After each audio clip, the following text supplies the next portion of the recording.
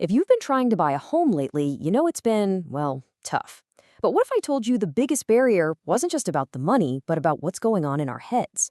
Turns out a tiny change in mortgage rates is unlocking a massive $30,000 opportunity, and it all starts with how we feel about a single number.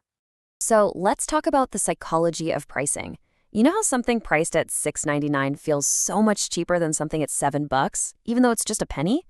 Well, imagine that exact same effect, but instead of pennies, we are talking about tens of thousands of dollars in buying power, because that's literally what's happening in real estate right now. And that brings us to the first big idea we need to unpack, this 6% psychological barrier. For months, mortgage rates have been hovering above that number, and it's acted like a giant mental stop sign for buyers. But guess what? That sign just turned green. And here's the headline that's changing the whole game. According to Freddie Mac, the average mortgage rate has finally dipped below that 6% mark. Now, on paper, it's a small drop, right?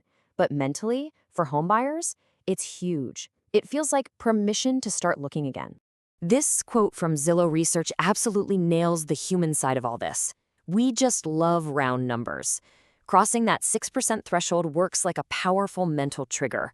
For so many people who put their home search on ice, this is the news that makes them go, okay, maybe it's time to take another peek. But look, this isn't just some feel-good headline. That psychological boost is backed by a very real and very significant financial gain. So let's get into the hard numbers behind the feeling. This is the number that really matters.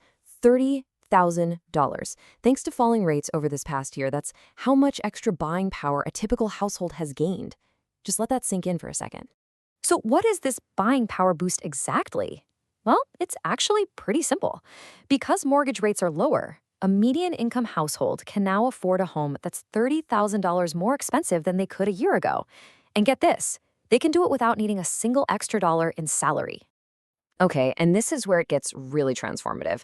An extra 30 grand isn't just a number on a spreadsheet. It's the difference between settling for a house you can live with and choosing a home you actually love.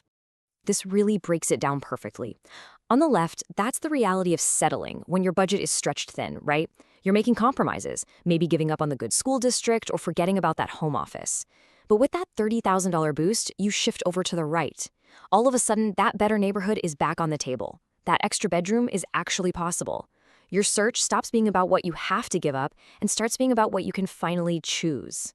All right, so we've got the psychology, we've got the $30,000 boost, but what's the real bottom line here? When it comes to actually affording a home, there's one number that matters more than anything else.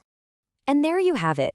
The sticker price of a home is one thing, but the number that actually hits your bank account every single month, that's the mortgage payment. And that's where we've seen real, meaningful movement. A lower interest rate directly translates to a lower monthly bill, making homes more affordable even if the list price hasn't budged. That is the true bottom line. Which leaves us with one final thought, and this one is really for you. For everyone who had to press pause on their home search, the entire landscape has now shifted, not just financially, but mentally. So the real question is, with an extra $30,000 in your pocket, is this the moment for you to jump back in?